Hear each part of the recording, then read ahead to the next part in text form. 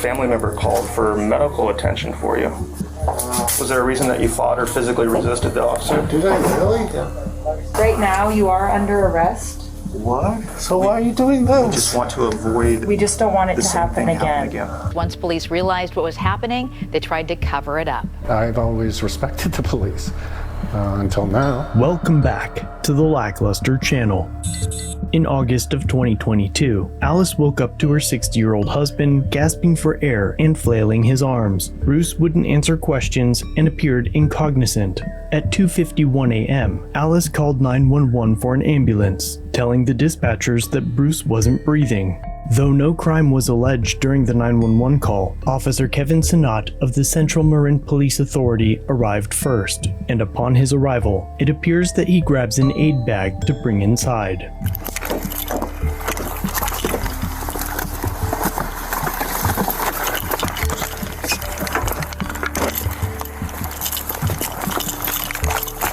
Officer Sinnot was undoubtedly aware that the purpose of his response was medical in nature, as his first question when entering the bedroom was whether Bruce's wife was doing CPR.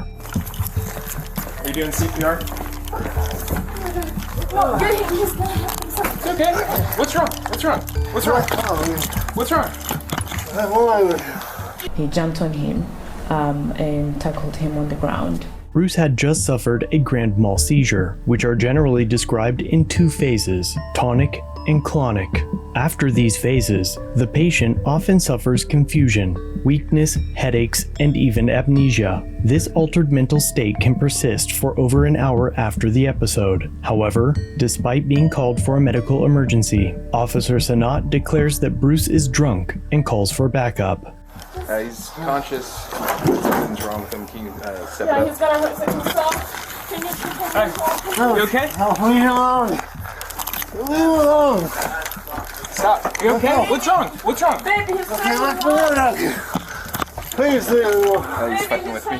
Please leave me alone. Stop fighting with me. Over the next 8 minutes, Officer Sinnot fights Bruce as his wife tries to explain that it's a medical emergency, though English is her second language. He's unconscious. He's not unconscious. He is. He's fighting. Break his neck. He's unconscious. Put your hands behind your back. Okay. Put your hands behind your back. Stop resisting. I want to help you. Stop fighting. You're going to get tased. Do you want to get tased? Lay on your stomach. Put your hands behind your back. Are you his wife? It was very scary just watching the whole, seeing the whole situation. Just a few minutes into the struggle, Officer Sinnot tases Bruce. So you're going to get tased. You're going to get tased. Stop fighting. Oh my gosh. He's not just getting Okay, well, he needs to stop fighting with me. Lay on your stomach, please. Baby, stop. We want to help you. When he's bleeding. Okay, well, I can't treat him unless he stops fighting. Oh my God. You're fighting with the police. Lay on your stomach. Lay on your stomach. Then. Do you want to get tased again? I'm right. You're going to get tased again. You want to get tased again? Put your hands behind your back. Put your hands behind your back. Backup arrives and they put handcuffs on their patient. If the police arrived and had just asked at least, 2 questions, what's going on and has this happened before, none of this, we wouldn't be here today. But they didn't, that officer did not do that at all. Sean, I got one cuff on him. Just drag him out. Okay. Just drag him out. Let go of the handcuff.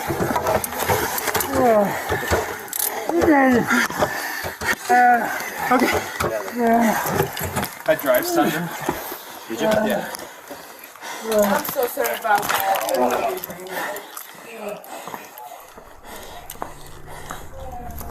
We have one detained. The fire department finally gets Bruce into an ambulance, and Officer Sinnot gives his account of what happened, where he infers that Bruce attacked the officer. Found him standing on the street side of the bed. Side of the bed.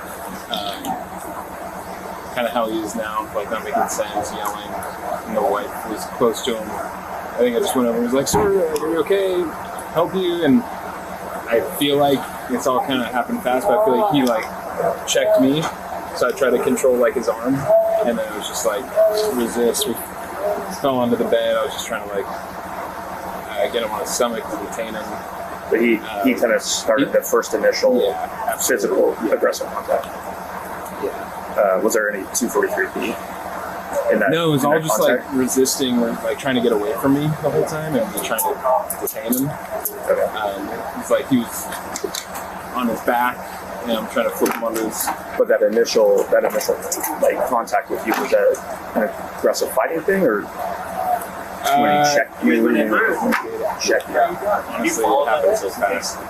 I feel like he initiated contact. I don't know what his intention was, like to hit me or to just like move me out of the way, but it felt like he didn't want me. I'm just trying to see if there's like a 240. I definitely is there a didn't go 243B hands somewhere? on before he like made a gesture towards me. Is there any 240? Yeah.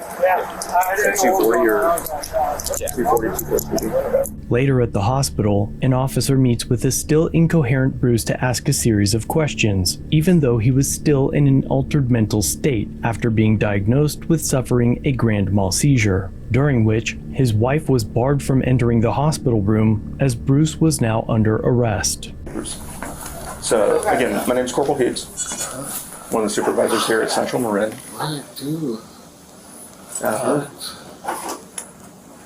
So, I'm going to ask you some questions. The interview is a standard part of our use of force policy, okay? I don't know how much you know or remember what happened, but we'll chat. Okay. So, this interview is just a standard part of our use of force. I was not involved in what happened at the house at all. I got there after the fact, okay? So I'm just trying to understand what happened from your perspective and to ensure our department policies and procedures were followed, okay? And just so you know, my body camera is going to be on, okay? Shit, I get water. Why? That'll be up to the nurse. I need water. I can't breathe. Please give me some water. Yeah, did you ask the nurse? Yes, I need some Yeah, so water. they have to, they can't do any water yet. They're gonna get you some mouth swabs to put in your mouth. That's the best they can do. 'Cause they have to do some tests and they can't give you water before the tests. But they're gonna get you something to I'm put in not your mouth. I know. That's just their protocol. They'll get you something to put in your mouth, okay? So Bruce, do you have any idea why police or fire, why first responders were called to the house? No? Okay. I hurt. Did you see any police cars? No, nothing. It's the first time seeing the police. Okay. Did you see any police uniforms, any officers inside your house? Okay. Do you have any idea why the officers contacted you? Do you have any alcohol tonight?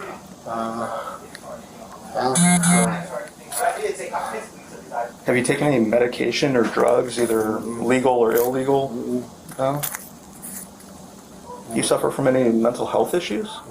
No?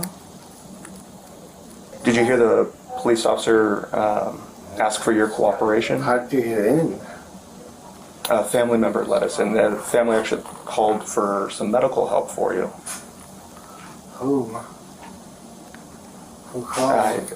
I don't know. We're trying to sort that all out right now. Did you hear any of the officers give you verbal directions or commands at any point? There's nothing here. What's here? What is this? What is what? In here. Oh, I got a little cut. Actually, it's a pretty big cut. Let me get a gauze on there for you. Alright, hey guys. What happened? I can talk to her. Do you mind? Yeah, I'll talk to you.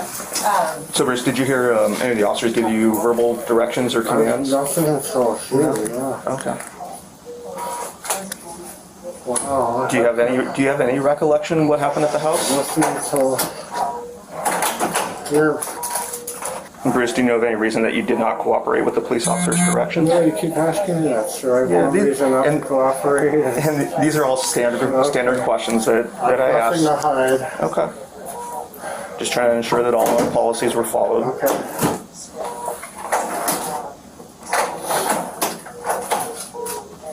Was there a reason that you fought or physically resisted the officer? Did I really? Yeah. Oh, sure. I mean, that's my understanding. That's what, like I said, I wasn't there. So just, this is all part of the standard investigation. Yeah, it's just all I'm hearing of that. And so do you have any idea that what force was used on you or what you did in response to the I have zero officers? records for any of this until we're I'm gonna here. put this rail down. I don't mean to keep kind of asking the same question over and over, but I just want to make sure that we address everything. Did I fight you guys?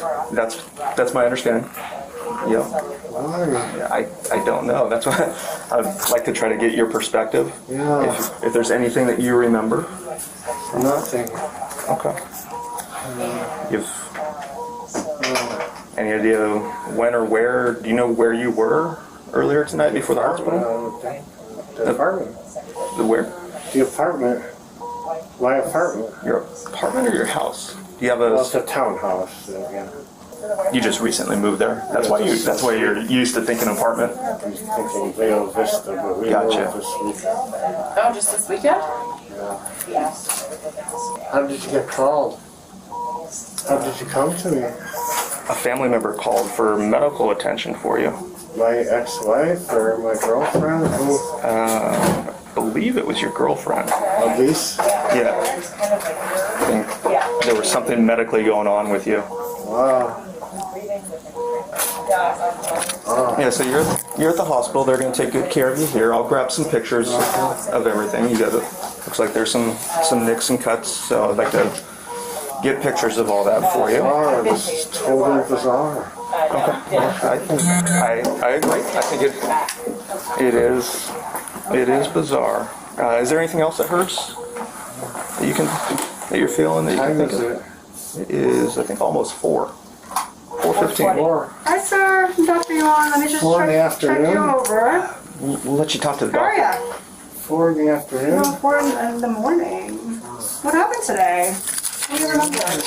Just be here. Something more than that. You probably had a seizure. And when people have seizures, sometimes it's called postage. And after a seizure, you're completely out of it. You don't know what's going on. It takes a while to come to. So it might have been what actually happened. You may have had a seizure sleeping and woke up and your body just didn't know what was going on. Oh, excuse me. I'm sorry. It's not your fault. During the scuffle, Bruce sustained injuries to his head, nose, and arms, aside from being tased. Despite the diagnosis at the hospital, Officer Sinnot asked his superiors if he should tag Bruce with a 3-day psychiatric hold. Instead, they charged him with resisting and battery. Hey, Bruce. Bruce, so Bruce, just we're just going to explain something to you. So, right now, you are under arrest. What? Okay. Because of what happened up at the house. There was a pretty big scuffle. Okay, so you are under arrest for now. for resisting and for battery on a peace officer. Now, Bruce, what we're going to do is try to work with you. Our goal here is to get you the medical attention that you need. But we are going to handcuff We're just going to handcuff you very lightly to the bed. To the bed. What? I had no idea. I'm totally out of it. I understand. We understand that. understand. We're just doing this for our safety and for yours, This okay? is just for everyone's safety while we're here. not gonna hurt. Especially since you don't safe. know what happened earlier. So why are you doing this? We just want to avoid We just don't want it the to same happen thing again. happening again. Because we know that you don't know that it happened, okay? And because you are under arrest right now, That's okay. we're going to do it lightly. Very lightly. We just don't See? want the same Very lightly. same thing to happen again. We're just going to do the one hand to the rail, okay? For someone who didn't know what they were doing, that was just unconscious? You know I didn't do it on purpose. Why are you doing this? So we're just doing it for your safety and for ours. Ow, that hurts. I can't turn my wrist now. We can readjust Or it. we can readjust it. And turn the cuff around so that I don't know what you possibly think I could be doing. I could barely lift my hand. well, I think that's probably what happened earlier is you don't seem to know what you did. Officer Sinnot would write in his report that Bruce pushed his wife during his seizure, and the DA charged him with domestic violence several days after the incident. The charges were eventually dropped, and in April of 2024, Bruce filed a lawsuit against the Central Marin Police Authority, alleging battery, false arrest, and defamation. The lawsuit claims that at 9 a.m., he was led out of the hospital in handcuffs and booked into the Marin County Jail. Due to his seizure, he couldn't remember his wife's phone number and was forced to walk in hospital clothing and slippers for half a mile to the nearest gas station where he was able to get a taxi home. The lawsuit also alleges that police created a cover-up story where officers falsely arrested him on bogus charges to justify their excessive use of force. The police chief told Fox 2 in an email that he regrets that Bruce elected to pursue litigation against the department and says the department will vigorously defend itself against the meritless and factually inaccurate litigation, adding that unfortunately this individual has decided to first litigate this case in the media rather than in court, where we are confident the action of our officers will be vindicated. And of course, as expected, the department investigated itself and found their use of force justified. And in December of 2023, the police department promoted Sinnot to corporal. If the department does defend the lawsuit, this may take years before we see an outcome. And when news is made available, I'll be sure to let you know. But until then, let me know what you think. Was Officer Sinnot justified in his use of force to tase a man after having a grand mal seizure, especially when it appears so obvious that he was aware that he was responding to a medical call? Are you doing CPR? Let me know what you think in the comments down below. And if you like this investigation, check out another episode linked on screen.